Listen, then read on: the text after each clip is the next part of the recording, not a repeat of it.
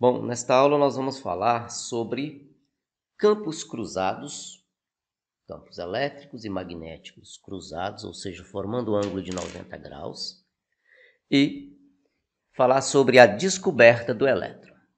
Aqui na figura nós temos um tubo. Esse aqui é um tubo de raios catódicos. O que temos aqui nesse tubo? Esse aqui é um tubo, em geral feito de vidro, similar àqueles tubos de televisão que utilizávamos até há bem pouco tempo aí. Aqui, nós temos uma fonte, uma bateria, que estabelece uma diferença de potencial nesse filamento que está mostrado aqui em vermelho e promove o aquecimento desse filamento. Quando esse filamento é aquecido, elétrons vai ser ejetado desse filamento. Agora observa, aqui tem uma placa, essa placa tem um furo, mostrado aqui, e entre essa placa e entre esse filamento tem uma outra diferença de potencial V. Então, se tem essa diferença de potencial V estabelecida entre essa placa e esse filamento, note que aqui está o negativo da fonte. Então, aqui nós vamos ter uma polaridade negativa em relação a esta polaridade desta placa, de tal maneira que um campo elétrico vai ser estabelecido da direita para a esquerda, contrário a essa seta aqui. Como nós já sabemos que, naturalmente, o elétron gosta de caminhar opondo o sentido do campo elétrico, então se o campo elétrico é para a esquerda, o campo elétrico devido a essa diferença de potencial aqui, se o campo é para a esquerda, o elétron vai ser ejetado para a direita, ele vai ser acelerado para a direita, com a tendência de passar nesse furo aqui. Então, nesta região, o elétron vai ser acelerado por uma força elétrica. Ele vai sair daqui com uma velocidade zero e vai aumentando a sua velocidade. Quando ele chega aqui, que passa por esse furo, ele já não vai estar mais sujeito, nessa região aqui, ele não vai estar mais sujeito à força elétrica. Então, nós vamos interpretar esta figura até esse ponto aqui, onde eu estou mostrando com o cursor. Então, digamos que nesse pedacinho aqui, é o local onde eu estou interpretando o movimento do elétron agora. Então, aqui ele vai descrever um movimento retilíneo e uniforme, ou seja, com velocidade constante. Então, se eu souber a velocidade com que o elétron sai daqui, eu sei a velocidade com que ele chega nessa regiãozinha aqui, nessa extremidade, onde eu estou aplicando campo elétrico e campo magnético. Então, vamos pensar na velocidade do elétron. Ao sair por aqui, que é a mesma com a qual ele vai chegar aqui assim, Então, com esse tubo de raios catódicos, esse equipamento aqui, combinando campo elétrico e campo magnético, o J.J. Thomson, ele conseguiu descobrir uma partícula do átomo, uma partícula que compõe o átomo, que é o elétron. Na verdade, ele conseguiu, com esse experimento, calcular a razão entre a massa e a carga elétrica do elétron. Ele não sabia quanto valia a massa, ele não sabia quanto valia a carga do elétron, mas ele sabia a razão entre essas duas quantidades dava um resultado, o qual ele descobriu. Mais tarde, um cientista chamado Millikan, ele descobriu a carga do elétron e, consequentemente, sabendo a carga e sabendo a razão carga-massa, obtém-se, portanto, a massa. Mas aqui nós vamos falar da razão carga-massa que foi descoberta por J.J. Thomson. Então, a razão carga-massa, utilizando esse equipamento aqui, foi descoberta inicialmente pelo J.J. Thomson. Ele descobriu a razão entre a carga e a massa do elétron, com esse experimento. É o que nós vamos ver aqui. Mais tarde, já sabendo o resultado desta razão, o Millikan, ele, através de um experimento, ele conseguiu medir a carga e, consequentemente, medindo a carga, já sabendo o resultado dessa razão, descobre-se automaticamente qual é a massa do elétron. Nesse momento, nós vamos chegar nesta razão mostrada aqui. Então, qual é o procedimento? Então, eu falei da situação do elétron, desde a saída daqui do filamento até passar por esse furo e chegar aqui nessa região. Então, qual que é o processo utilizado? Então, eu tenho aqui o filamento, ou eu tenho aqui o tubo de raios catódicos, e aí, uma coisa que a gente precisa fazer é calcular a velocidade com a qual o elétron chega nesta posição. Para eu calcular a velocidade com a qual o elétron chega nesta posição aqui, basta eu calcular a velocidade com a qual o elétron chega aqui nesse furo. E isso, fácil de fazer, basta a gente lembrar que variação da energia cinética sofrida pelo elétron nessa região é igual à carga do elétron vezes a diferença de potencial. Então, a variação da energia cinética, ΔEc, ele é, na verdade, a carga do elétron vezes a diferença de potencial existente aqui. Essa variação da energia cinética é a massa vezes a velocidade final do elétron sobre 2, massa do elétron, velocidade final do elétron sobre 2, velocidade com que ele chega aqui nessa posição, menos a velocidade com que ele sai daqui. Vamos admitir que ele saia do repouso, então daí nós vamos ter esta equação aqui, já que isso aqui é zero, que na verdade já está escrito aqui, ó. E aí, muito simples, nós vamos ter que a velocidade com a qual o elétron chega nesta posição aqui é esta velocidade mostrada aqui assim, ó. Então, nós já sabemos com que velocidade o elétron chega aqui, que é a mesma que ele chega nesta posição aqui. Já está aqui essa velocidade. Então, já calculei essa velocidade. Então, vou guardar essa velocidade que eu vou precisar dela. E aí eu vou construir uma nova situação.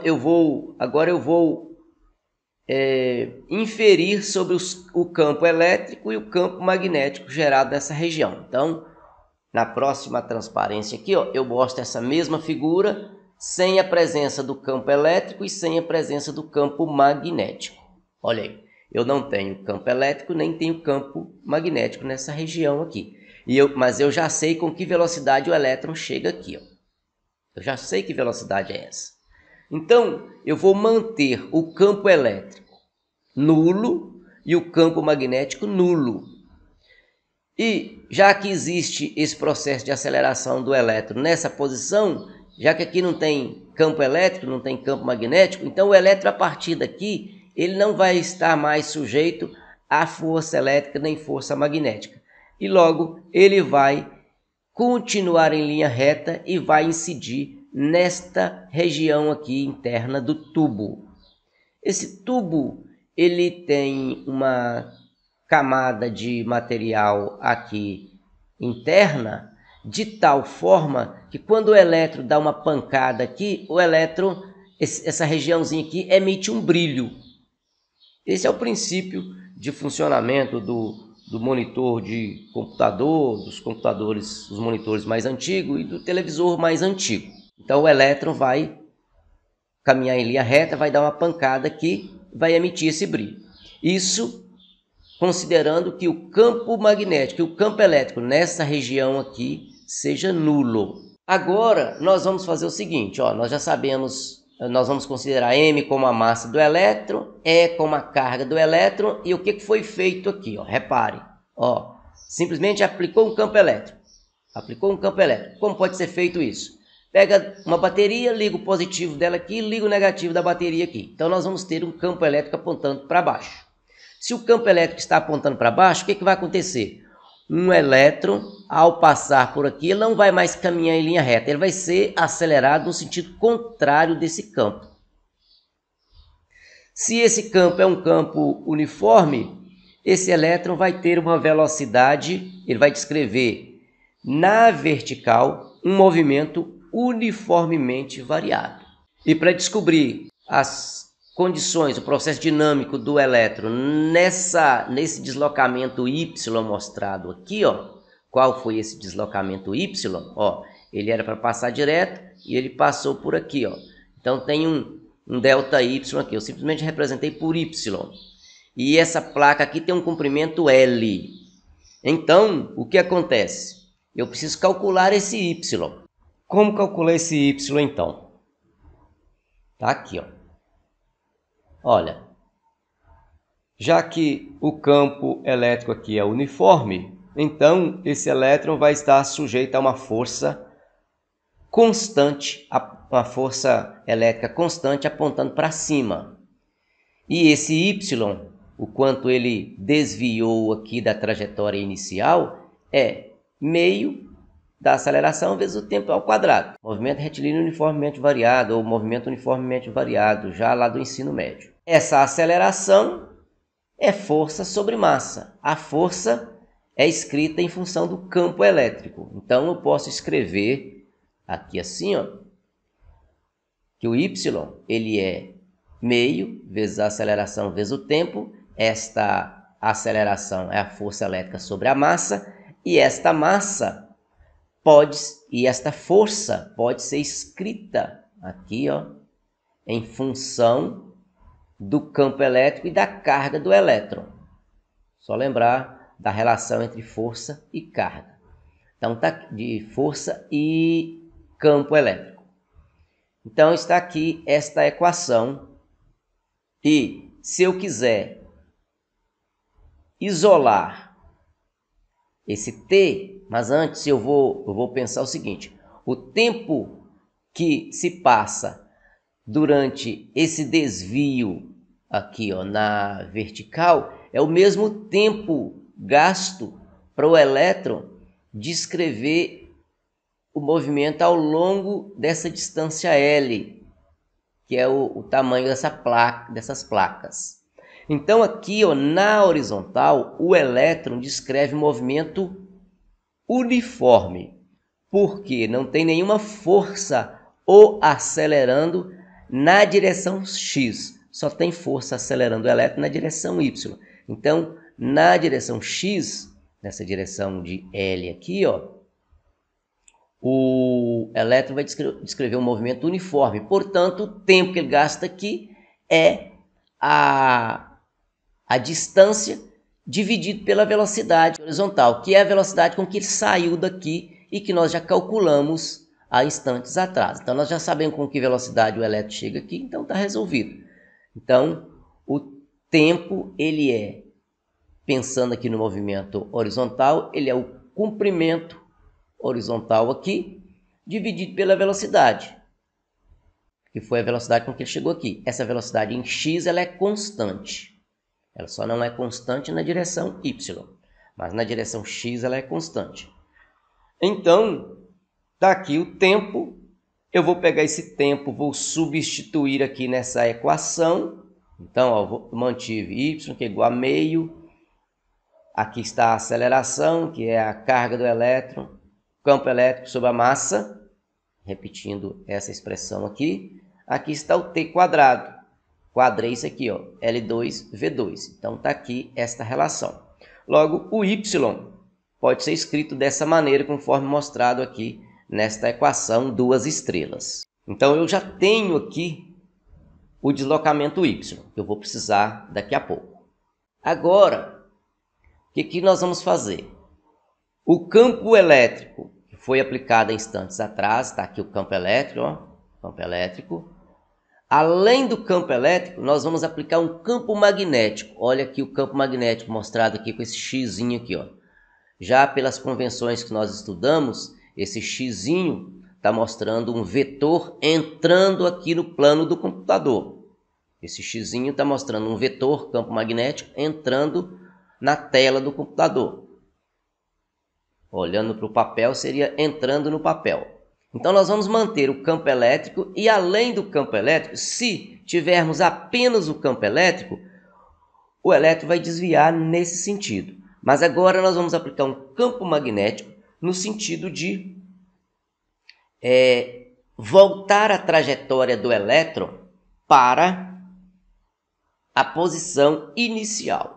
Se você notar, lembrar lá dos nossos conceitos de regra da mão direita, você vai ver, elétron caminhando para a direita. Então, você vai pegar o seu polegar da mão direita. Então, olha aí, só para ficar bem claro.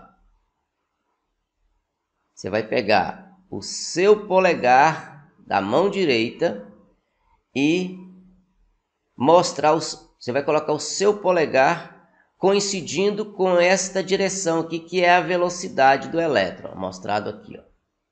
Agora, você já usou o polegar apontando para a direita, aqui. Você vai usar os 4 dedos, exceto o polegar. Você vai usar os 4 dedos e vai mostrar esses 4 dedos, tipo, furando a tela do computador. E aí você agora já vai saber qual vai ser a força de natureza magnética que vai atuar nesse elétron. Nós já aprendemos em aulas anteriores que se a carga é positiva, a força magnética vai sair da palma da mão. Se a carga é negativa, a força magnética vai sair das costas da mão. Então, nesse caso, as costas da mão vai estar indicando para baixo.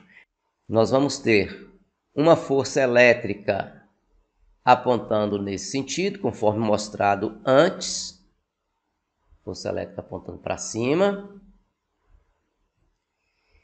E, devido à presença do campo magnético, nós vamos ter uma força magnética apontando para baixo. Quando você controlar o campo elétrico, o campo magnético, de modo que a força magnética e a força elétrica se anulem, ou seja, elas tenham módulos iguais, sentidos opostos, o que vai acontecer é que esse elétron vai descrever uma trajetória retilínea novamente. Então, o que a gente fez aqui? Mantivemos o campo elétrico e nós aplicamos um campo magnético, ajustando esse campo magnético de modo que o elétron voltasse a incidir no centro da tela novamente.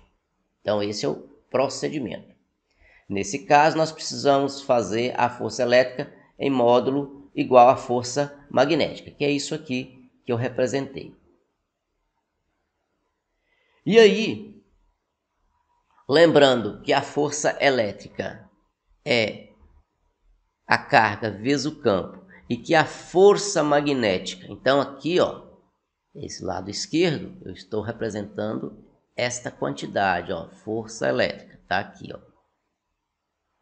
Do lado direito, força magnética. Então, a força magnética é a carga vezes a velocidade, vezes o campo magnético, vezes o seno do ângulo φ, sendo φ o ângulo formado entre o vetor velocidade e o vetor campo magnético. Vamos olhar para aqui então. Onde é que está o vetor velocidade? Apontando para a direita, horizontal.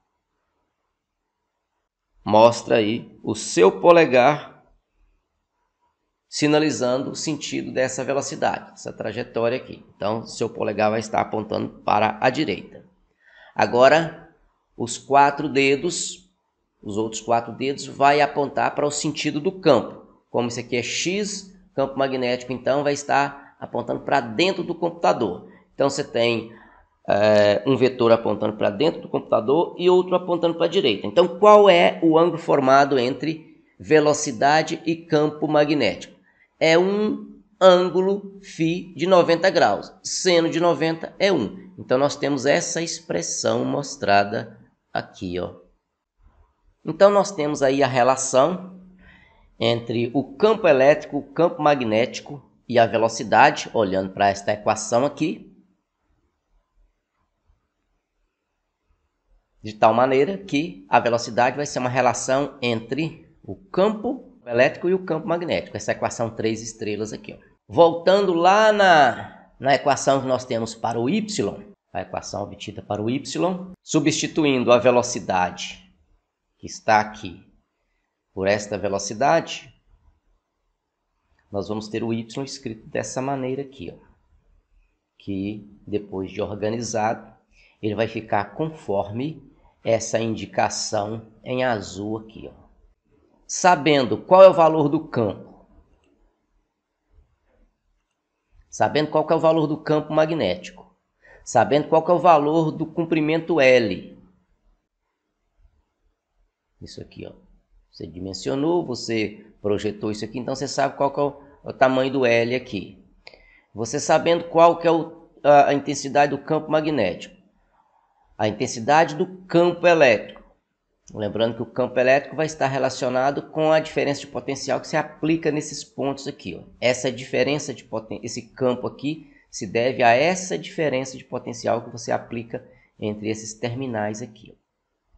Então, sabendo do campo elétrico, sabendo do y, que foi o desvio obtido aqui, se você souber dessas quantidades do lado direito da equação, você sabe também qual é a razão carga-massa. Você vai saber também qual que é a razão carga-massa ou massa-carga do elétron. Esse foi um trabalho do J.J. Thomson. Ele conseguiu, através desse equipamento, medir experimentalmente a razão entre a massa e a carga de um elétron. Ele não sabia quanto valia a massa, nem sabia quanto valia a carga, mas ele sabia quanto valia esta relação aqui, ó, que é uma relação dada por essas quantidades que são todas fáceis de ser medidas. Campo magnético, comprimento L, o desvio Y e o campo elétrico. Então, isso aqui é o experimento que mostra a descoberta da razão carga-massa do elétron, a razão entre a massa e a carga do elétron, ou vice-versa. Esta é a equação mostrada aqui.